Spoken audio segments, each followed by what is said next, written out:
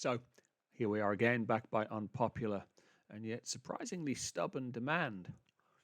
And finally, I suspect some of you might be thinking I'm going to get back to doing what I set out to do with this channel, which is take a look at some lyrics and some words and some songs that matter and mean something. And they're important to me, or maybe important to you, hopefully important to both of us, or all of us, all four of us. So it's only appropriate, I think, that I reboot myself by coming back to one of my absolute favorite lyrics by one of my absolute favorite lyric writers. And this is an interesting lyric for me. There's a lyric in this particular song that is interesting to me because it has become a touch point in my work. It's become a touch point in my understanding of some aspect of human nature, and in my understanding in some ways of storytelling and character defining action, in that it speaks at one point in the song to a very particular type of character and person and attitude in the world, behavior in the world, that is quite often useful in developing rich character and rich story.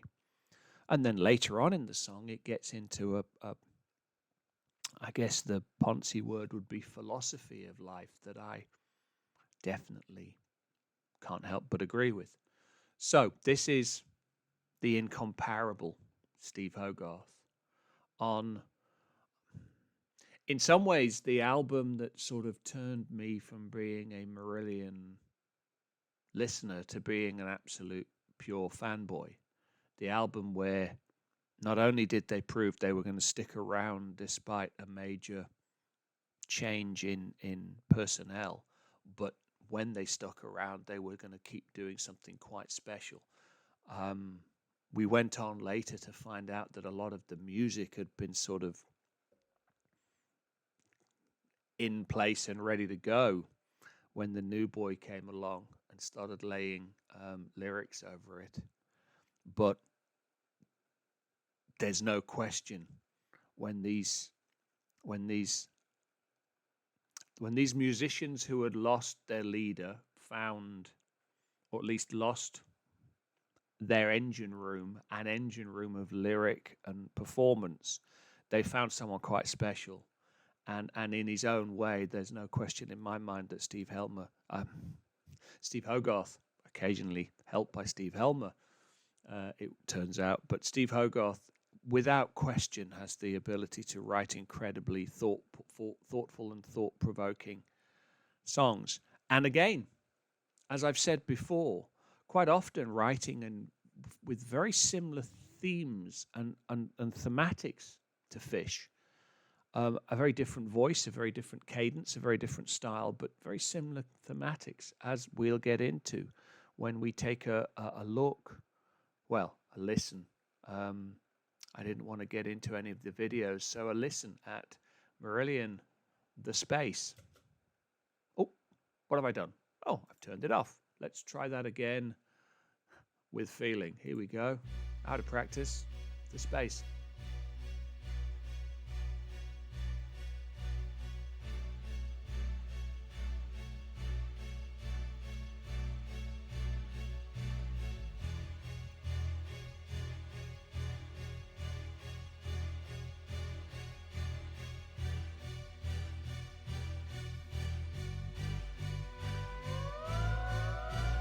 Top of the world, like a flag on a mountain.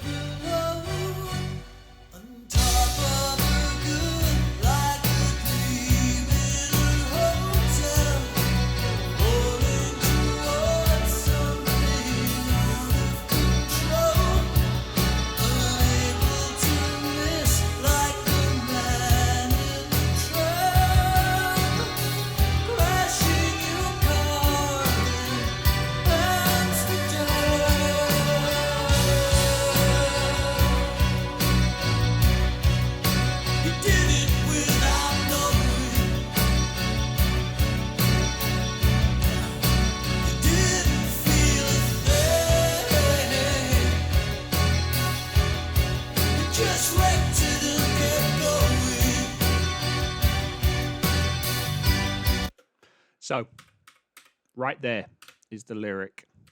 Right there. Let's circle back. On top of the world, like a flag on a mountain. Hogarth writes a lot about what it feels like to be him, a star, or at least a working musician standing up like a flag on a mountain in front of adoring people. 3 nights out of every 4 at that stage. He writes a lot about what it is, about the isolation of it. He writes a lot about the thrill of it. He writes a lot about the life. In this case, the space, he writes about that sort of out of control sense of it. And I remember I don't remember exactly where it was, but he told me specifically when we were on the road with him that he witnessed this moment. He witnessed this moment when a tram in Amsterdam went running down the street and battered a car out of the way and didn't even seem to notice. And that for me is the touchstone, the lodestone of a particular type of person, or if you like, a particular place you can be in your life. That idea that you can be racing on these tracks of your life, this heavy, bulky thing with its inertia, pushing it that way on those tracks that seem so fixed and so set. And without even knowing it, you can be leaving behind you the wrecks of other people's property and lives. That idea that you can be the tram, out of control, smashing through other people's lives and you don't know because you're on the tracks of your life and you don't even feel the impact. That I've spoken at length about empathy and about how empathy is so important and how much I strive for it, even when often I fail to have it. And this to me speaks of the reason why we need that empathy. The reason why we have to always remember that sometimes we're the car, but sometimes we're the tram. It's amazing. He did it without knowing, didn't feel a thing. He just wrecked it and kept going, falling towards something out of control. He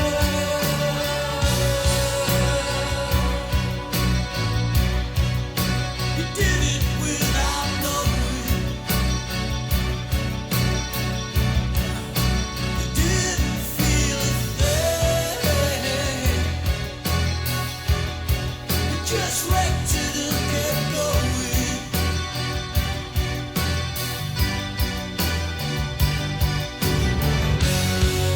Space around the stars, something to know.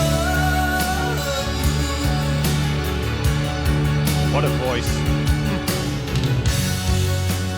Million miles of darkness left you feeling alone.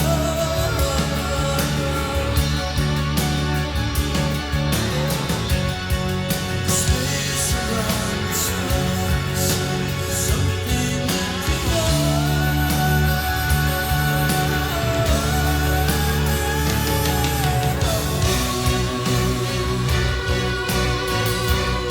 to everything about you, so perfectly restrained. But everything inside you binds you. Often when I listen to these songs, I can't help but find myself seeing Hogarth perform them. because his performances are always so in that moment. They're always so, he always strives to emote the song, not just sing it. Everything inside you bites you. This idea that the space around the stars is something that you know. I suspect that means a lot of things to a lot of different people. I suspect, we could very easily extrapolate the star that feels the space around them as being him, the star of the band, the man suddenly thrust into the limelight, thrust into this light around himself, suddenly having all of this emotional space, these billion miles of darkness. But let's be perfectly honest again. We all know what it feels like to feel like you are the burning light at the center of a vast pit of darkness, right? To feel alone, to feel perfectly restrained, but where everything inside is tense and tight and biting. And that's getting away from men in trams out of control. That's where Hogarth, I think, is going with this, is the idea that no matter how lonely we feel, how encased in darkness, and how many billion miles of darkness might surround us, we're all together in that feeling.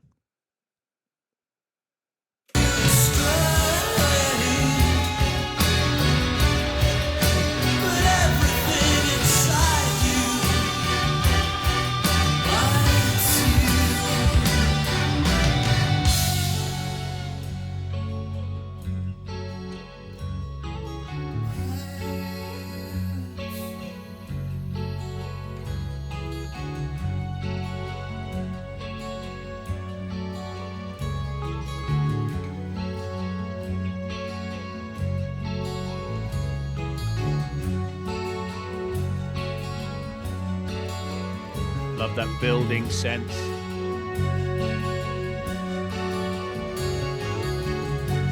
Here comes Rothery, I think.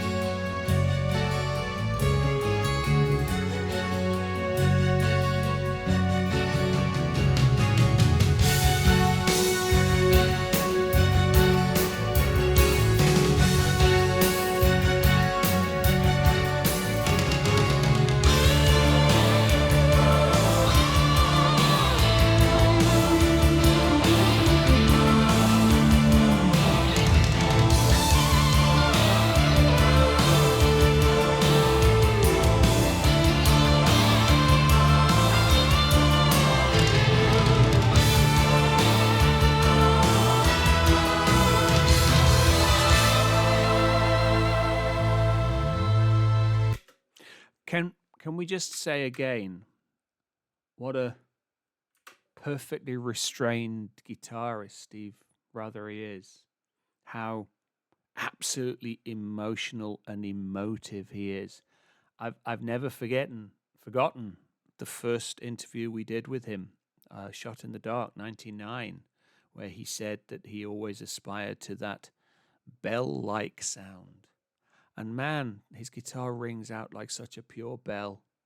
So perfectly restrained with so much bite, so much emotion. Perfect.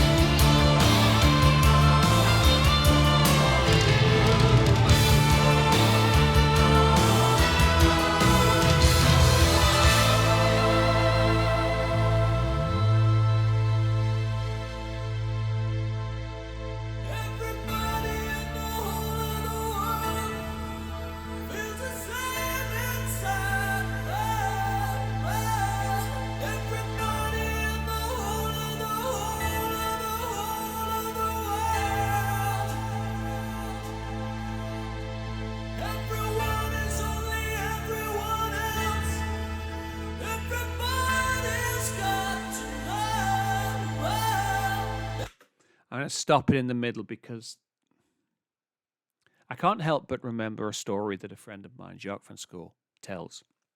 He was headhunted to go to Japan as a brand strategist. Very, very bright man. I mean, like intimidatingly bright. And he went to Japan feeling like everybody in the world is ultimately the same inside. And he found it really, really hard to penetrate the Japanese mind because he felt in so many ways culturally they were so very different and so very unattainable to him. And yet I still feel at core, this idea that those people in the boats, those people at the borders, those others that your political lords and masters are telling you are the problem, those outsiders, those people over there on the hill, those people who like different genitals to you or have different genitals to you, they feel the same inside as you do. They live in the same space. They are the same as you. There is more that we have in common than separates us. Everybody in the whole of the world feels the same inside. Everyone is everyone else. This is an anthem that the world needs. I'm trying to remember, it was probably what, 80s, was it late 80s or early 90s this album was first released, and these lines are more relevant as babies are washing up on beaches than they were when they were written. Everybody in the whole of the world feels the same inside. Feels the same inside. Everybody in the whole of the world.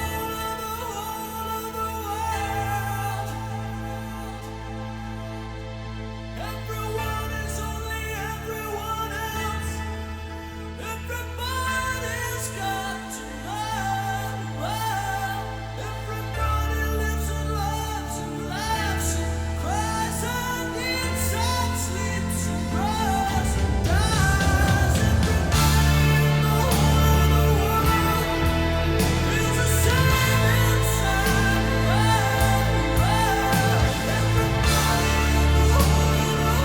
of the world. Everyone is only everyone else. Everybody's got to know. Everybody lives and loves and laughs and cries and eats and sleeps and grows and dies. Everybody in the whole of the world. In the whole of the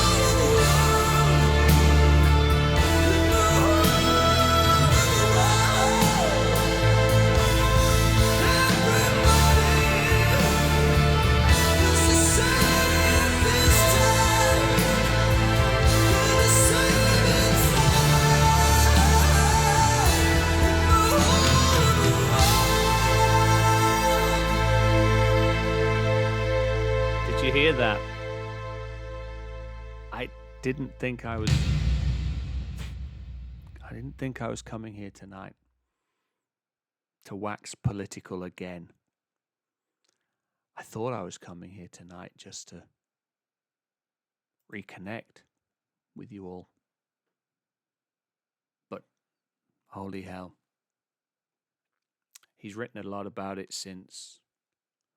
Refugee, Steve Wilson's written about it. Mr. H has written about it a lot. I feel myself in them, the people at the borders, he said. But he nailed it here. Did you listen?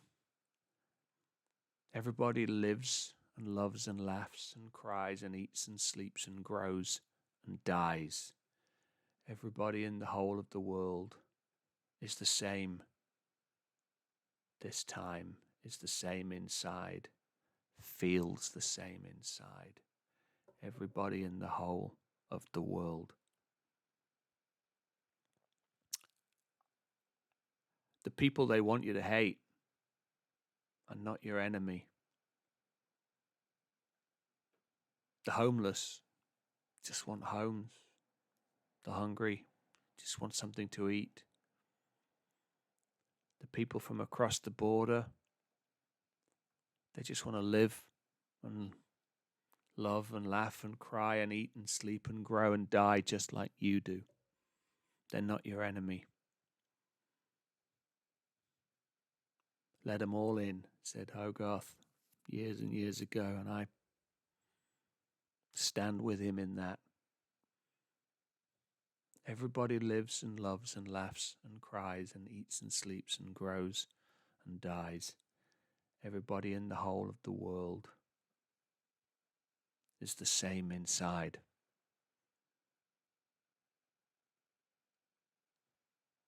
Amen.